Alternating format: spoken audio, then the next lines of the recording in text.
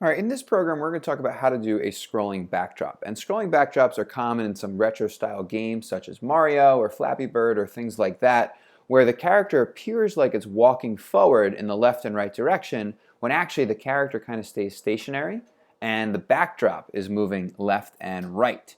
So to move the character left and right, we know that I can go ahead and grab two if statements. I'm just going to put them up to the side here and say, if I press the left key, go left key, and if I press the right key, I can do something like change X in both the positive and negative direction. So negative for left and positive for right. So if I were to drop this into the bottom of my if loop, and I also want to point out the code that you're currently seeing is from previous videos where if I press the green flag, when I press the up key, my ball in fact jumps and bounces. If you're curious on how to do that, please watch the previous videos.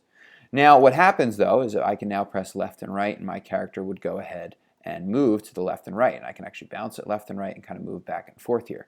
But this isn't what I want to do. I actually want my backdrop to move as though it were Mario. Now I have one ground here, and what we're going to do is we're actually going to go ahead, I'm just going to stop my program, and we're going to create a second ground. So I'm going to right click on ground 1 and I'm just going to hit duplicate. Now I have ground 2. Now if I go into my costumes, I'm just going to edit ground 2 so we know in fact it's different. So say for example I will make ground 2 I don't know, a darker green, so we will be able to tell when we switch from ground 1 to ground 2. And the scripts that we have to write for ground 1 and ground 2 here are relatively simple.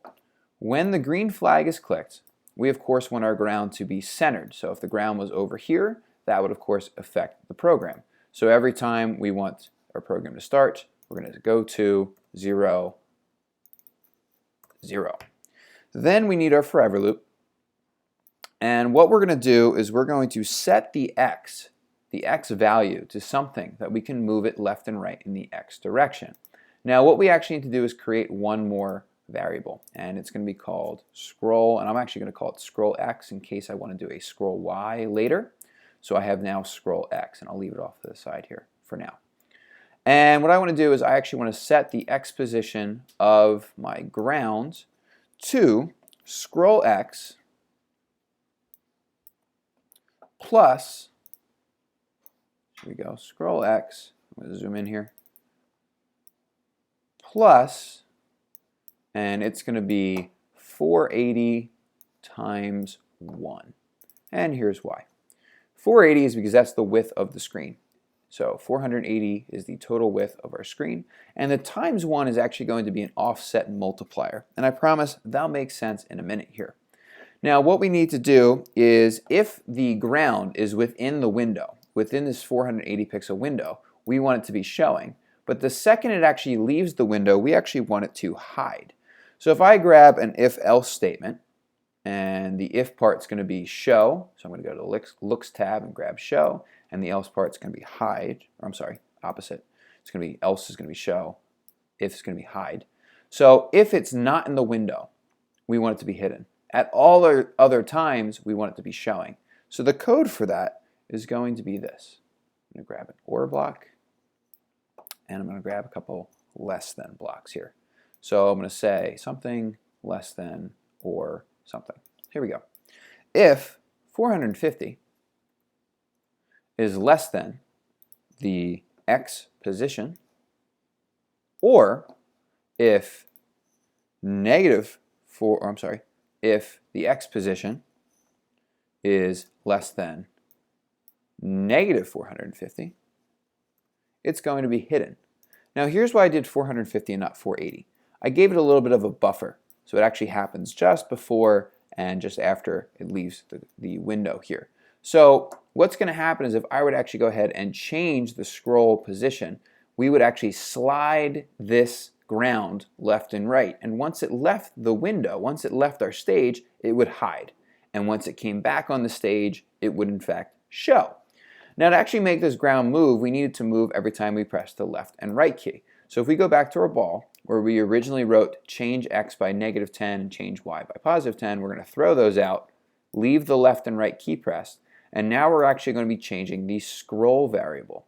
So not set, sorry. We're going to be changing scroll. Change scroll, change scroll. Now the right key, when we were changing x, was a positive number. In this situation, it's actually going to be a negative number. So I'm going to say -5 when we press right, and I'm going to say +5 when we press left. And here's why. Even though to make the character appear like he's moving right, the ground, in fact, needs to be moving left, which is why right is actually changing scroll x by a negative number. Now let's see what happens. Green flag. If we, oh, hang on, I forgot the most important thing when making a variable. You always need to set your variables at the starting of each program. So we're going to set the variable scroll x to -480 to start our program. Here we go. Let's just grab our ball. I need to put it on top of my ground. When I press the green flag, of course, the ball can still jump. And now notice how the ground can move left and right when I press the arrow keys. And if we watch the scroll x variable, it's changing as I press the left and right arrow. So now we have to link up ground 2. So when ground 1, in fact, leaves the screen right here, instead of my ball falling off of the ground, we of course want ground 2 to appear. So what we're going to do is we're going to copy and paste the code from ground 1, and I could right click and hit duplicate, or I can actually just drag and drop it onto ground 2. And all we need to change is our multiplier that we made in our set x equation. So because it's ground 2, we're going to change the multiplier to 2. Now let's watch what happens. If we go ahead and move forward, you can then see that ground 2 is in fact following, but my ball fell. Why? Well, in my gravity code, I said if touching ground 1, do not fall. So now I actually need to say if touching ground 1 or touching ground 2. And yes, you would have to do this each time you add a ground. If touching ground 2, then don't fall.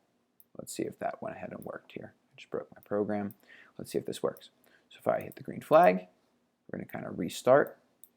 And if I press the arrow key, I should be able to jump and not fall through ground 2 as well.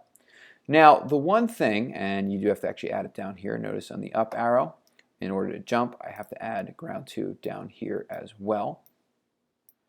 You might be thinking, well, why don't I just make the grounds the same color and say if touching color? I could, but then I can't have multiple color grounds. Everything has to be the exact same color. And then also the problem with that is touching color actually really slows down Scratch programs. So you want to avoid touching color when possible. It does make your program very glitchy. The other cool thing about this is say that I went into ground 2, and if I edited this, and if I added some steps, like this, let's add another one. Now when I restart my program, I could actually work my way over to ground 2, and I have some steps I could jump on. So if I were to jump up here, I could jump on top of these steps and actually work my way across my program. And right here is where I would add ground 3. So each time you want to add a ground, feel free just to duplicate.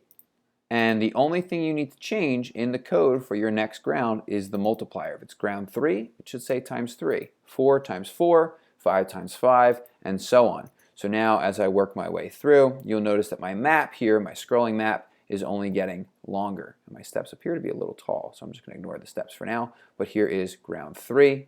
But don't forget, you do need to add ground 3 to your if statements for your gravity functions if you have gravity in your games.